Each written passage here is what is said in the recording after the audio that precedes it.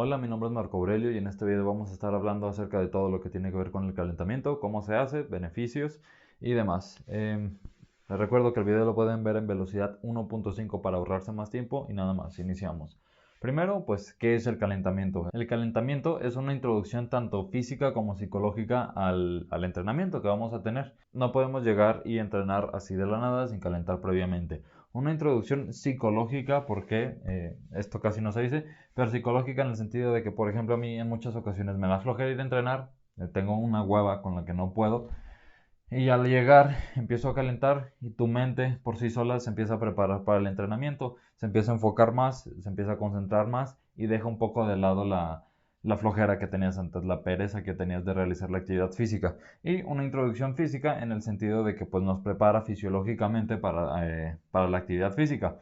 A la hora de calentar se eleva la frecuencia respiratoria, la frecuencia cardíaca y en general, si aumentamos la cantidad de veces que respiramos, además de la profundidad con la que respiramos, y también el pulso empieza a acelerar, se empieza a llevar más sangre a diferentes tejidos, sobre todo pues aquellos tejidos con los que estemos calentando, y en general nos da una mayor oxigenación en el cuerpo. Lo siguiente, pues también obviamente una temperatura corporal. A consecuencia, o más bien en relación a los anteriores, también la temperatura empieza a elevar y por norma general sudar suele ser una buena señal de que estamos calentando bien. Ok, ¿qué nos aporta el calentamiento? Pues ya se ha hablado mucho. En general, un mayor rendimiento y una menor probabilidad de tener lesiones. Cuanto mejor hagamos el calentamiento, más rendimiento podríamos exprimir de este calentamiento precisamente y se prevendrían más lesiones. Ok, ahora sí, lo más importante, ¿cómo tiene que ser el calentamiento? Pues en general debe de ir de lo general a lo específico. Normalmente los calentamientos se dividen en dos partes, en un calentamiento general y en uno específico. El calentamiento general, pues como su nombre lo dice, es un calentamiento general de todo el cuerpo y el calentamiento específico, pues ya va enfocado a aquello que vayamos a entrenar. No es lo mismo entrenar para hacer un sprint que para hacer un maratón, que para hacer un press de banca, que para hacer una sentadilla. Dependiendo de lo que vayamos a hacer en nuestra sesión y también de la duración que vaya a tener nuestra sesión, deberíamos de calentar de una forma u otra. Si solamente tenemos una hora para entrenar, no vamos a utilizar 30 minutos para nuestro calentamiento. Lo que más nos interesa en general es el entrenamiento. Así que dependiendo de lo que vayamos a entrenar, cuánto tiempo vayamos a entrenar y otros factores, debemos de modificar nuestro entrenamiento. Pero bueno, como siempre, de lo general a lo particular. A la hora de llegar a la parte específica de nuestro calentamiento, esta parte específica debe de tener una transferencia en dependencia de lo que hagas. Como ya dije antes, no es lo mismo calentar para un press de banca que para una sentadilla. Por norma general, para los ejercicios o para los entrenamientos de pecho, hombro y espalda, se recomienda mucho calentar las escápulas o la cintura escapular. Esto en el sentido de que prácticamente estos tres grupos musculares, hombro, pecho y espalda, siempre requieren un movimiento del húmero. Y el húmero está conectado prácticamente con nuestra escápula, con nuestra cintura escapular. Así que también deberíamos de darle prioridad al calentamiento de la cintura escapular. Y lo mismo para entrenamiento de glúteo, cuádriceps y femoral. Normalmente estos grupos musculares pues están conectados prácticamente con la cadera. Así que es importante calentar también la cadera en estos casos. Cabe recalcar que un calentamiento de cadera no es hacer esto. Existen muchos otros movimientos con los cuales se puede calentar la cadera, también el cuadrado lumbar, que está muy relacionado con la cadera, y muchos otros movimientos. Aquí voy a explicar más que nada lo teórico. Ya más adelante, si no me da hueva, pues haré un video de un calentamiento, ¿no? Continuando, también debemos de tener otro factor en cuenta que es el medio ambiente. No es lo mismo entrenar en verano que entrenar en invierno. Si estás en invierno y vives en una zona muy fría, pues no te vas a ir con una camisa sin mangas a entrenar con short y prácticamente desnudo, ¿no? En verano quizás podrías hacer esto, pero obviamente en un invierno también tienes que cuidar esto. A lo mejor puede parecer tonto, pero pues obviamente la ropa también va a afectar qué tan rápido calentemos o no. Si estamos prácticamente desnudos, pues vamos a estar y estamos en un ambiente frío, pues vamos a necesitar todavía más tiempo de calentamiento. Si estamos en verano a las 7 de la tarde, después de todas las actividades que has hecho durante el día, quizás no necesitas tanto calentamiento. Y esto también tiene mucho que ver. No es mejor ni peor entrenar en la mañana o en la tarde, pero pues obviamente en la mañana al despertar estás mucho más frío. Al despertar sería más conveniente calentar más, calentar mejor, y por la tarde, si tienes una vida medianamente activa, por norma general ya vas a estar un poco caliente, tus articulaciones ya van a estar un poco más lubricadas en comparación de que si te levantas a las 5 de la mañana a entrenar, ¿no? Así que esto también se tiene que tener en cuenta.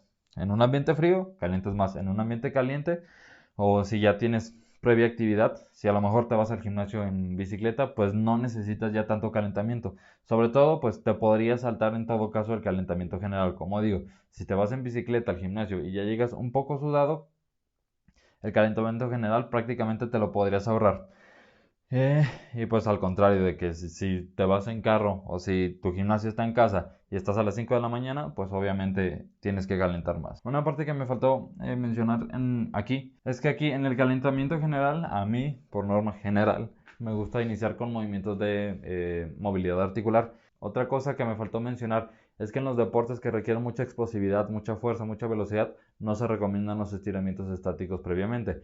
Porque lo que hace este estiramiento estático precisamente, si por ejemplo yo me la paso así durante bastante tiempo, al final mis fibras se van a estirar. Y a la hora de pasar al entrenamiento como tal, en el que a lo mejor necesito mantener una fuerza isométrica en el antebrazo o lo que sea, las fibras van a perder cierta fuerza contráctil. Así que es contraproducente hacer estiramientos estáticos previo al entrenamiento.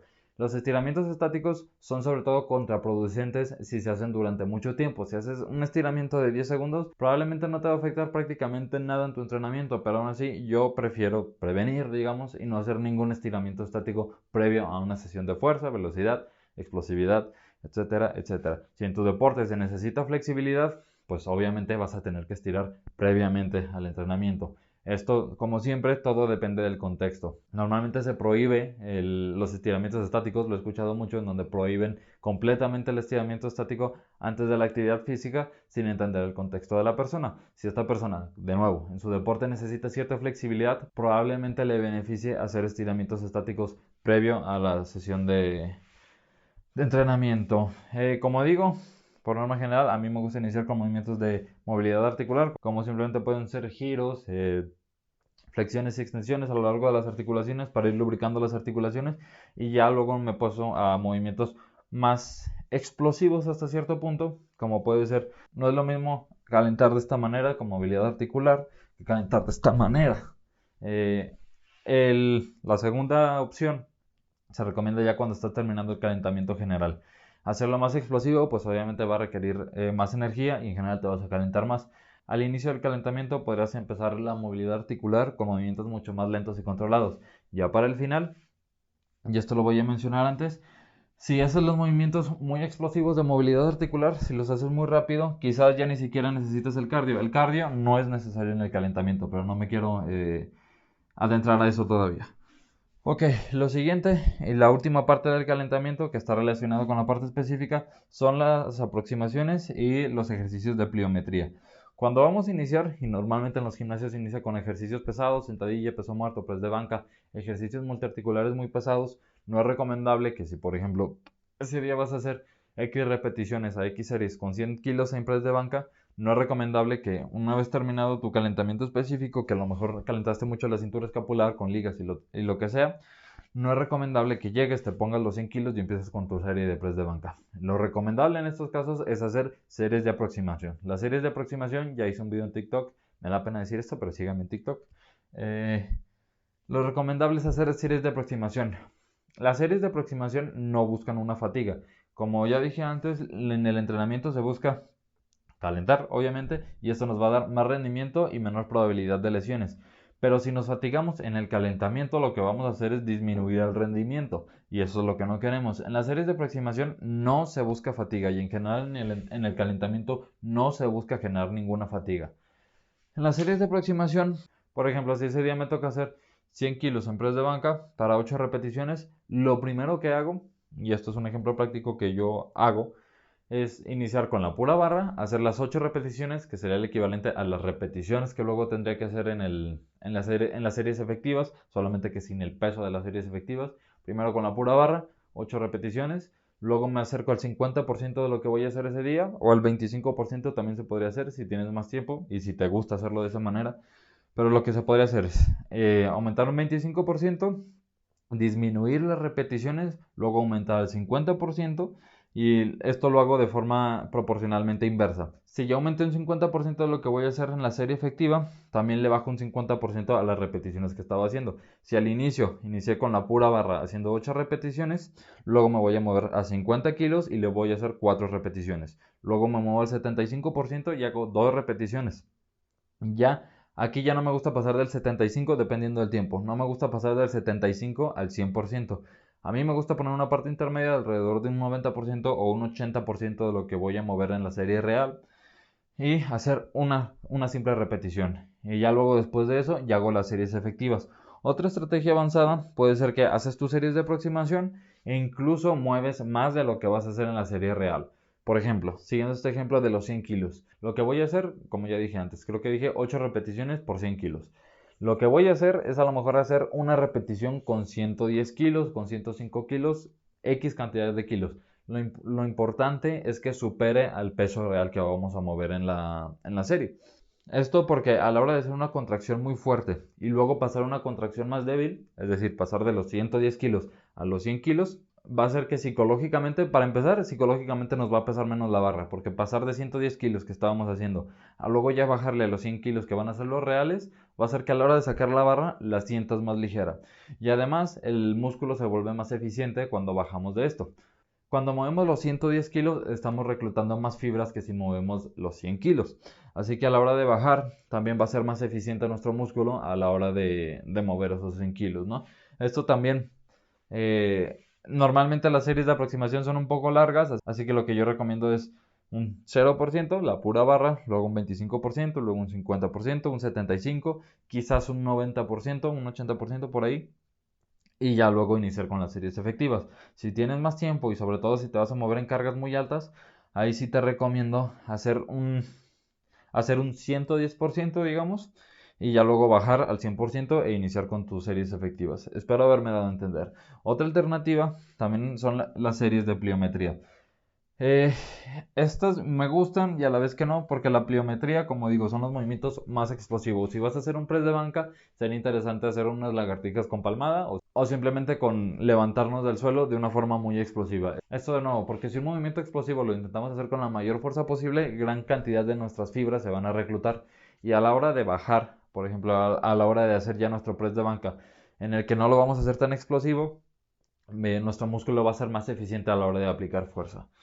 Y como ya digo, estrategias avanzadas, está esta de que no son necesariamente avanzadas pues, pero nos dan un pequeño plus y que diría hasta cierto punto que son innecesarias. Las estrategias avanzadas sería esto, hacer las series de aproximación normales, luego hacer un 110% de lo que vamos a hacer en la serie real y ya luego iniciar con nuestras series efectivas, ahora sí. Esto nos va a dar una percepción de que pesa menos.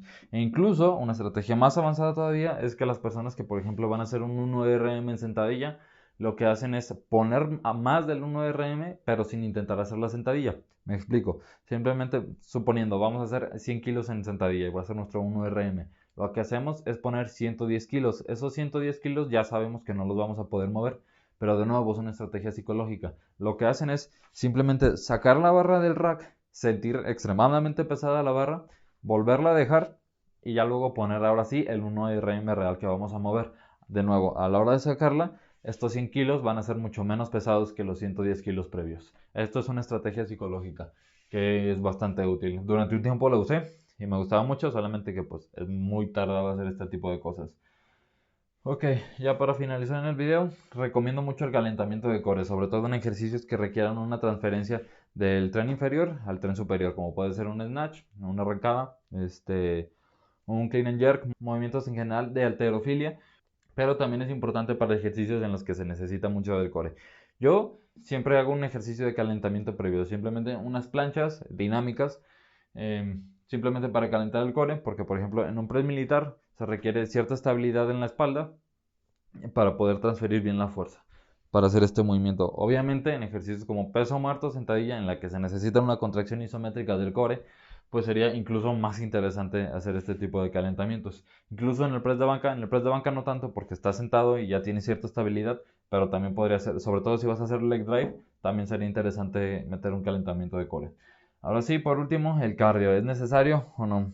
Como ya digo, si ya estás previamente caliente, si llegas al gimnasio caminando o en bicicleta o corriendo, lo que sea, pues probablemente ya no necesitas el cardio. Pero si un día, los días en que yo me siento frío, yo nunca hago cardio. Yo lo que hago son los estiramientos dinámicos que decía previamente. Quizás al inicio del calentamiento lo hago muy lento, pero ya conforme voy avanzando en el calentamiento ya empiezo a hacer los movimientos más rápidos. Incluso me llega a hacer sudar este tipo de movimientos.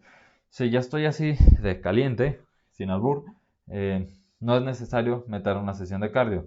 De nuevo, si llegas muy frío, ahí sí sería interesante meter una elíptica, caminadora, bicicleta, lo que sea. En general, para movimientos de fuerza, para entrenamiento de fuerza, de culturismo, etcétera, etcétera, me gusta poner ejercicios cardiovasculares que no tengan un impacto articular. No por nada, no porque te vayas a morir si lo haces. No. O sea, por ejemplo, correr, pues tiene cierta carga articular en la rodilla. A mí no me gusta mucho correr, prefiero una elíptica o una bicicleta.